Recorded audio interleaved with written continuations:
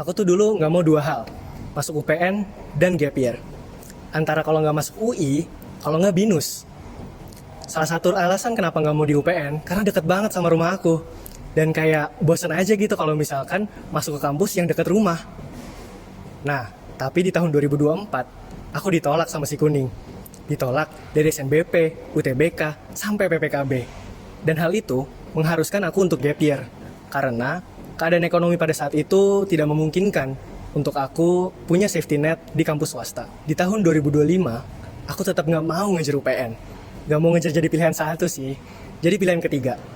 Yang pertama dan kedua, itu masih tetap UI. Yang pertama, produksi media. Kedua, perikanan kreatif. Dan Instagramnya UI pun aku kepoin. Dan bahkan passing grade-nya aku hafalin. Sekarang pun masih hafal. 640 di tahun 2024. Aku juga di tahun 2025 nggak tes di UI lagi. Takut banget kalau misalkan ternyata karena di UI tesnya jadi nggak keterima. Ya cocokologi aja. Mungkin kalau misalnya tesnya di kampus lain keterima. Gongnya tahun ini seperti yang teman-teman tahu, aku sekarang jadi mahasiswa UPN Veteran Jakarta. Ya jadi mahasiswa pilihan ketiga itu. Dan aku rasanya campur aduk. Ada seneng karena nggak harus mikirin UTBK tahun depan, tapi juga sedih karena goal aku tuh nggak tercapai. Setelah 3 bulan menjadi mahasiswa pilihan ketiga aku ini, aku tapi jadi belajar. Mungkin memang ini jalurnya yang disiapin oleh Tuhan. Aku jadi bertemu teman-teman yang beragam sekali, bertemu dengan teman-teman kelas aku, kelas C, yang setiap canda tawanya yang aku ikut ataupun tidak ikut, itu memberi aku kayak pelukan hangat yang memberikan aku afirmasi bahwa aku di pilihan yang pas. Percaya atau enggak, aku tuh pernah nyesel loh udah jujur sama orang. Iya, nyesel karena udah mikir 2 kali buat jujur saat itu. Padahal setelah aku jujur, setiap what if yang aku pikir bakalan kejadian, gak ada yang kejadian. Satu pun. Tapi siapa sih yang gak mikir buat kabur aja kalau udah bikin lecet mobil orang? Aku yakin kebanyakan dari kalian juga bakalan mikir, udahlah tancap gas aja, orang gak ada yang tahu juga aku siapa.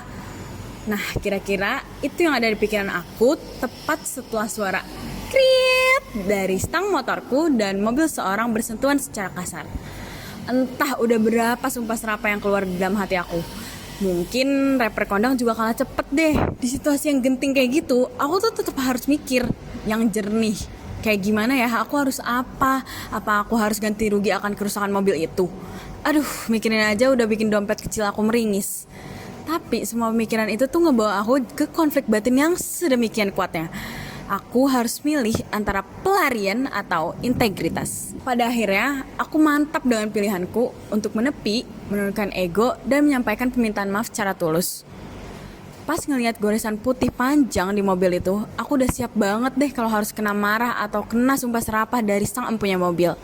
Tangan aku gemeter, aku bahkan gak sanggup buat ngeliat wajahnya. Aku cuma bisa ngucapin permintaan maaf berulang kali.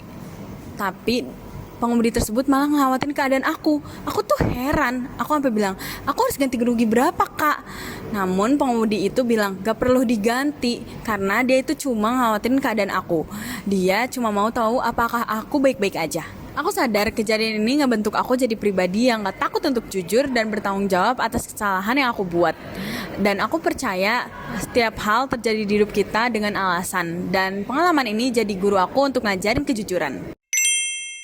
Kalau aku bisa atur masa lalu, aku bisa memperbaiki dia. Sering gak sih kalian mikir kayak gitu? Karakter Sore dari film Sore, Istri dari Masa Depan, juga berpikir seperti itu. Dia pikir dia bisa mengontrol segala hal yang ada dalam hidupnya.